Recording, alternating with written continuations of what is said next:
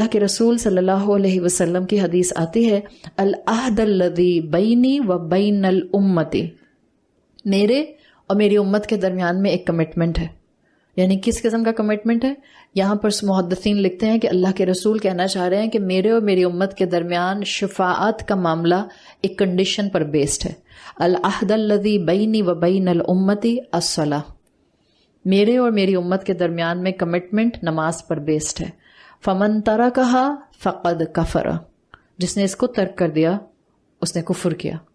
یعنی اب اس نے کفر کس اینگل سے کیا؟ نماز تو چھوڑی، ناشکری تو کی، اسلام کا احساس تو نہ کیا، سائملٹینیسلی اس نے شفاعت سے بھی اپنے آپ کو محروم کر لیا، جو آخرت میں اللہ کے رسول صلی اللہ علیہ وسلم کے تھرو امت کو دی جائے گی. آپ صلی اللہ علیہ وسلم کی وصیت کے آخری الفاظ الصلاۃ الصلاۃ الصلاۃ، اور پھر آپ نے کہا واتقوا اللہ فیما ملکت ایمانکم، اپنے معاشرے کے جو پسے ہوئے طبقے ہیں، کمزور طبقے ہیں، ان کے معاملے میں اللہ کا تقوی اڈاپٹ کرنا. نماز آپ صلی اللہ علیہ وسلم کی آنکھوں کی ٹھنڈک ہے. حضرت عمر رضی اللہ عنہ فجر کی نماز میں تھے جب آپ کو سٹیپ کیا گیا ہے، اور سٹیپ کیا گیا تو گر گئے. ظاہر ہے گرے ہیں تو سب کی نماز اس وقت چھوٹی ہے اور ٹوٹی. حضرت عمر اپنی نماز مکمل نہیں کر سکے تھے، فوراً طبیب کو بلایا گیا. طبیب نے آ کے ان کے زخم کو بھرنے کی کوشش کی، مگر ان کے زخم بھر نہیں رہے تھے، اور اپنی کانسٹنٹ بلیڈنگ کی وجہ سے بار بار بے ہوش ہو رہے تھے. بار بار ان کو ہوش آتا تھا تو ان کا سوال یہی ہوتا تھا کیا صحابہ نے نماز پڑھ لی، کیا نماز مکمل ہو گئی؟ اور ان کو اپنی بھی نماز کی فکر ہو رہی تھی.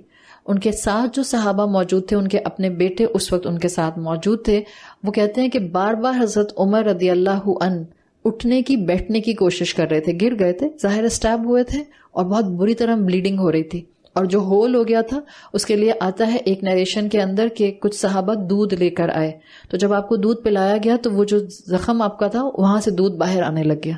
اتنا بڑا ان کو زخم جو تھا، اتنا زیادہ ان کو سٹیپ کیا گیا تھا. اور جس وقت انہوں نے ہمت کر کے خود کو فورس کر کے نماز پڑھنے کے لیے بٹھایا ہے تو ان کے بیٹے نے ان کو منع کیا، جس پر ان کے الفاظ آتے ہیں الصلاۃ فإنہ لا هو فی الاسلام لمن ترک الصلاۃ، اس انسان کا اسلام سے کوئی تعلق نہیں ہے جو نماز چھوڑ دے. حالانکہ نماز چھوڑی نہیں ہے، کسی دشمن نے ان کو بری طرح سے زخمی کر دیا ہے. صحابی رسول ہیں، خلیفہ وقت ہیں، عشرہ مبشرہ میں ٹاپ لسٹ صحابہ کے اندر آتے ہیں، اور ان کی نماز کی یہ کیفیت ہے کہ میں نماز نہیں چھوڑ سکتا. اگر میں نے نماز چھوڑی اس کا مطلب ہے I have to do nothing with Islam. یہ کیفیت ہو مسلمانوں کی، اور ہم کہتے ہیں ہمیں جنت الفردوس ملے، اعلیٰ جنت ملے، کوئی ہم پر آنچ نہ آئے آخرت کے دن پر بھی اور نہ روز محشر میں، اور جو ملے دنیا کی طرح بہترین ملے.